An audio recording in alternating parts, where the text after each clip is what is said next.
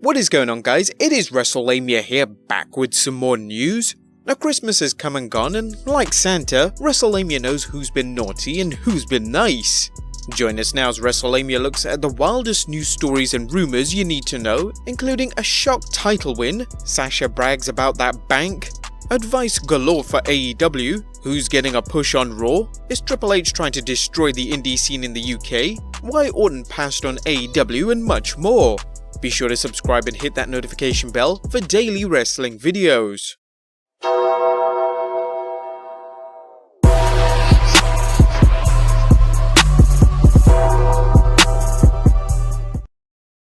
But let's waste no further time and get straight into the first bit of news, as Sasha brags about that bank.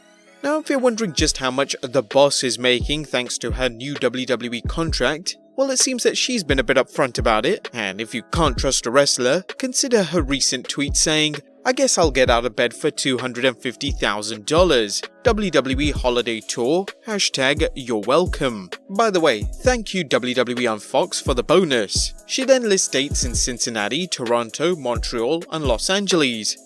Not too shabby, Sasha. Next up, some WrestleMania 36 main event rumors. Right now, the conventional wisdom is that The Fiend will battle Roman Reigns at WrestleMania 36. Dave Meltzer and Bryan Alvarez recently discussed the situation, with both agreeing they think The Fiend will be fed to the big dog, giving him another win.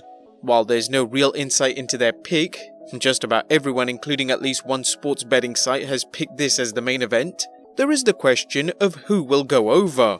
The WWE has done such an excellent job building up The Fiend that there's no logical reason for Reigns going over him this year.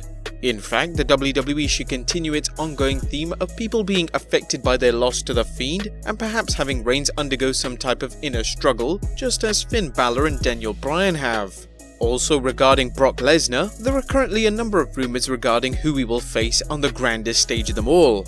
According to Dave Meltzer, it's neither Cain Velasquez or Tyson Fury, so just who could it be? Even at this moment in time, with 4 weeks leading up to the Rumble, a number of sources have confirmed that Brock Lesnar will be wrestling at the event, but currently WWE has no plans on whether the title is on the line.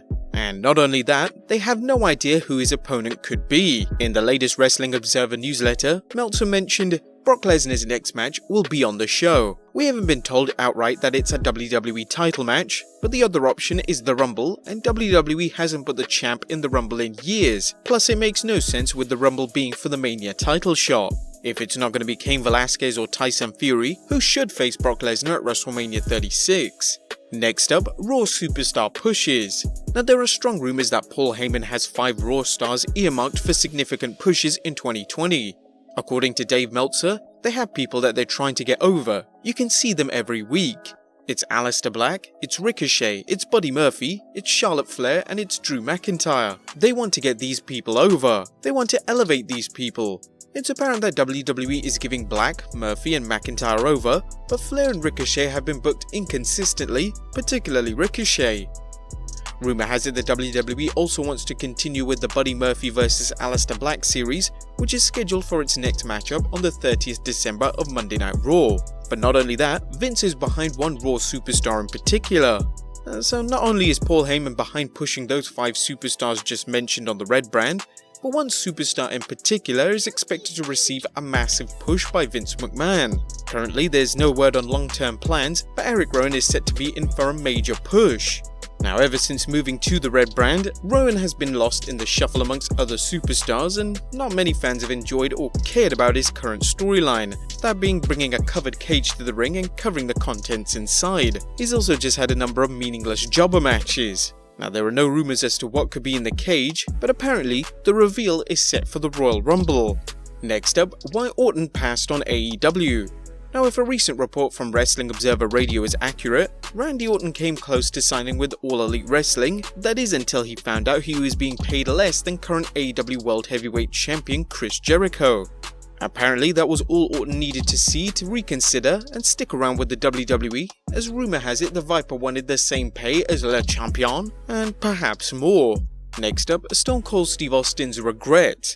Now, there's no denying Stone Cold Steve Austin had a fantastic WWE career, but even the Texas Rattlesnake has his regrets. Austin discussed his heel turn at Wrestlemania 17, explaining how Vince asked him to shake things up. Well, I didn't really have anything big there, so I was like, hey, I'll turn heel. That's what we do. You get hot, then you turn heel, and it's even hotter. Most times yes, but it has to be warranted and it has to be for a reason, and all of a sudden when I did that night, if I could go back, I would have said, hey man, I'm calling an audible, watched the stunner and stunned his ass and maintained my babyface run. Austin's 2001 heel turn is considered a fail by many fans, and it's obvious Austin agrees. Next up, is WWE out to destroy the indies? Now, Triple H's recent appearance on After the Bell has people concerned, particularly those running independent promotions in the UK. Helmsley told Graves, people misunderstood what we're trying to accomplish over in the UK because of small thinking or short-sightedness. Yes, some of these indies are gonna go away. The UK has many wrestling territories throughout the decades, and fans are concerned that the WWE establishing NXT UK could put some out of business. However, Triple H specified which indies have to be considered. The ones that are going to go away are the ones who are paying $25 when they promised you $75. The ones that have a ring that didn't hold up. The ones that didn't have medical there. The ones that didn't care about you, they were just booking you because they were hoping to sell some tickets and you had a little bit of a buzz. So they were hoping to sell some tickets and they could care less what you do when you do it. According to Trips, the WWE allows NXT UK stars to work with certain indie promotions, subject of course to WWE approval, which means the WWE can help or hinder any promotions they want. Indie promotions continue to thrive in the US in spite of the WWE, which begs the question whether people are blowing Helmsley's comments out of proportion. Next up, WWE Backstage bounces back. A Fightful.com reports that the 24th December edition of WWE Backstage improved its ratings tremendously from the 17th December episode, with the Christmas Eve episode getting 150,000 viewers compared to previous week's 95,000 viewers. Did Vince ask Santa for good ratings, or were there more fans at home waiting for Christmas? Next up, how to fix AEW. Now it seems like everyone has ideas on how AEW can be improved, with Justin Credible and Eric Bischoff sharing their thoughts. For example, former ECW champion Justin Credible told Chris Van Vliet, the one thing they don't have, and I'm not being critical, but we had Paul Heyman, and Paul was just a crazy, insane visionary, and he just threw a bunch of shit against the wall and whatever stuck. And I just think they're finding their footing, their groove. But yeah, there are a lot of things they are very similar, and they have a huge opportunity. Apparently Credible hasn't been watching AEW Dynamite because the promotion strategy seems to be just what he mentioned, trying a number of approaches to see what connects with the fans. Not all have worked, and the promotion is only in its third month, so there is a big learning curve. Eric Bischoff had an interesting take on AEW losing their last week to NXT. I wouldn't panic if I was AEW. No, 1 week, even though it was a pretty big gap this time, I wouldn't sweat that. I'd pay attention to it. If NXT or AEW's numbers continue the trajectory that they're on, this will be a war of attrition. This won't be a war that is building things bigger like the Monday Night Wars did. This is just a war between AEW and the WWE show that is going to be determined by who can outlast the other until they start building an audience, because based on what I've seen, neither of them are building an audience. To one degree or another, they're both losing an audience.